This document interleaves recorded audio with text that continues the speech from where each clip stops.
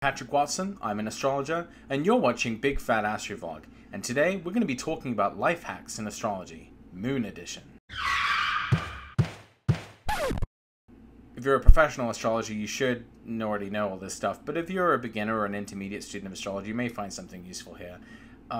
Basically, there's a lot of things that get lost in translation when you're making a 2D representation of the sky. It's hard to remember what the celestial phenomena actually look like, and they're central to the interpretation of a lot of these phenomena. So here's some things that I've picked up over the years of looking at a natal chart and understanding what's going on with the moon. So first thing you should know is that if you're looking at a chart and the moon is conjunct the sun, meaning that the moon is close to the same degree as the sun, then we're looking at a new moon. So if it's nighttime, it would be very dark because the moon is on the same side of the earth as the sun. So when the sun sets, the moon goes down. If you are looking at a chart and you see that the moon is opposite the sun, like it is in this chart, then you know that it's a full moon because the moon is on the opposite side of the earth as the sun is. So when the sun goes down, the moon comes up, and it should be very bright in the sky as a new moon. As a full moon, rather.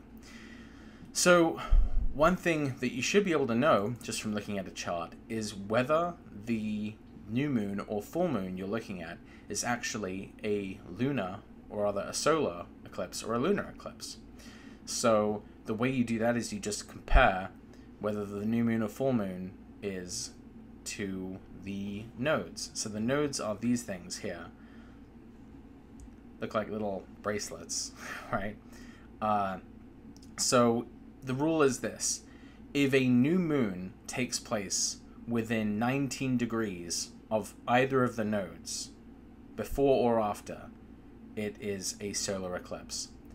If it is a lunar eclipse, if the full moon takes place within 13 degrees of the south or north node, then it is a lunar eclipse. So for example, let's go through a couple of the lunations we've just had and ones that are coming up. So one we just had is this new moon in Leo. It's at 0 Leo, right? And the north node is at 24 Leo, spanning across 24 Aquarius. So this new moon is 24 degrees away from its node. So it is not an eclipse. It's not a solar eclipse. It's too far away from the nodes to be seen as an eclipse. The nodes represent where the paths of the sun and the moon intersect. So that's why if a new moon or eclipse happens close enough to the node, that you would actually see their paths cross each other, in an eclipse event. So let's take a look at the next lunation. And we can see that the sun is in Leo, 15 Leo, and the moon is opposite the sun at 15 Aquarius. So let's take a look at the nodes now. 24 Leo and 24 Aquarius, where the nodes are. So yeah, they're only 9 degrees apart from the nodes. That means that this is not just a full moon, this is a lunar eclipse, because they're happening close enough. They're happening within 13 degrees of the nodes in order to be seen as an eclipse. Then let's take a look at the next lunation. This is the so-called Great American Eclipse, the one that's going to be going across North America. This is a sun-moon conjunction at 28 degrees of Leo, and it's only 4 degrees away from the north node at 24 Leo. So this is definitely an eclipse. And the closer that a new moon happens to the nodes, the closer it is to being a total solar eclipse.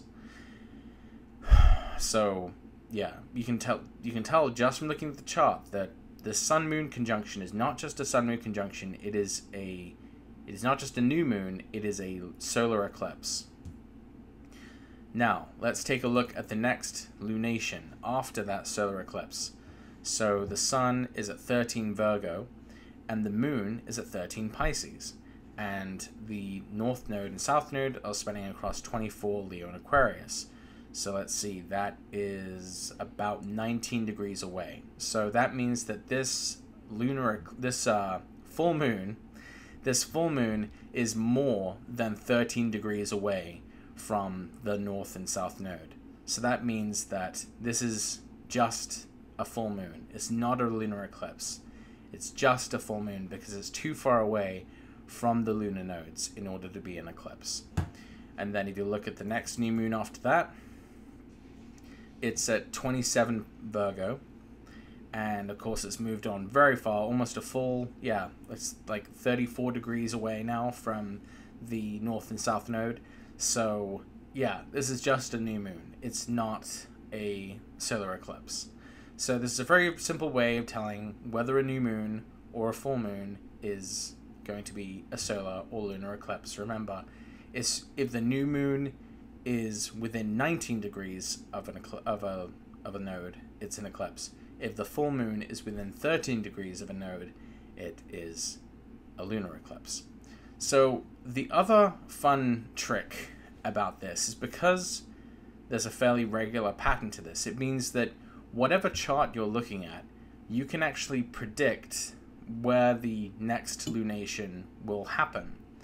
And there are some techniques where it's important to know what lunation occurred previously, prior to someone's birth.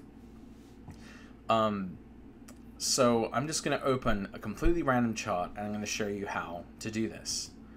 So I'm just going to pick, I don't know, Arnold Schwarzenegger. So if you take a look at Arnold Schwarzenegger's chart, so the way this works is this. If I wanted to tell what the previous new moon was to his birth, then I need to take the number of degrees between the sun and the moon, and I'm going to divide it by 12. So first of all, we have to determine the number of degrees between the sun and the moon. So it looks 6 degrees of Capricorn would be 150 degrees away. So 6 Capricorn, so it's going to be about 150 minus 3, 147, just eyeballing it.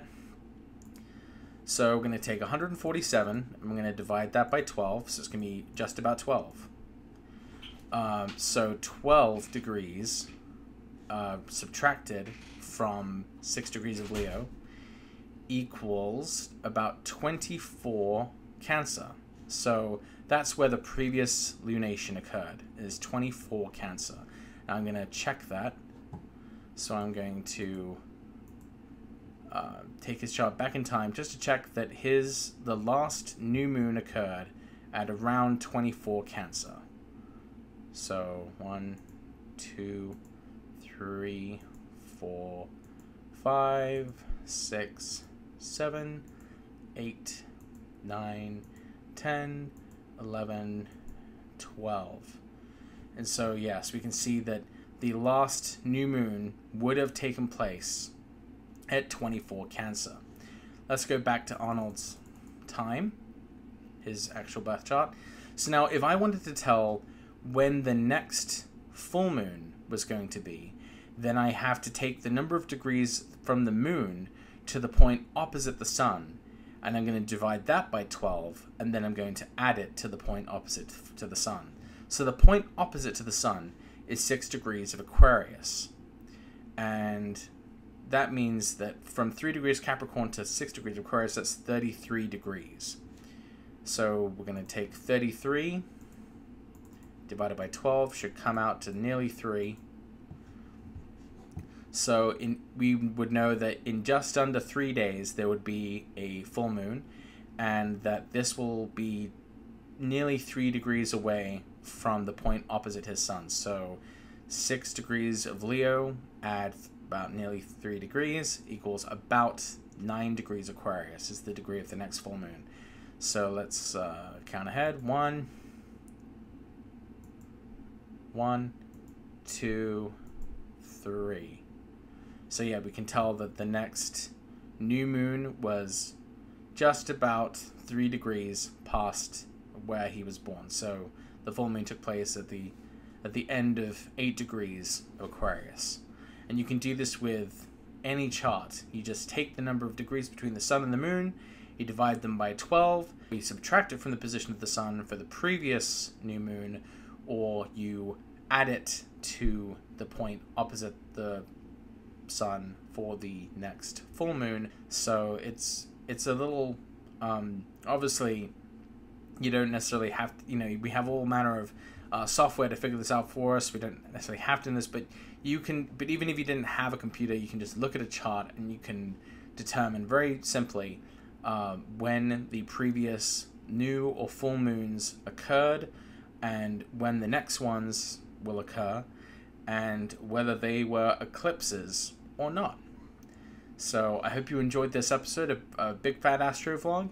If you liked it, please share it, please like it, please leave me a comment, let me know what you think. Please hit subscribe so you know when my new videos are coming.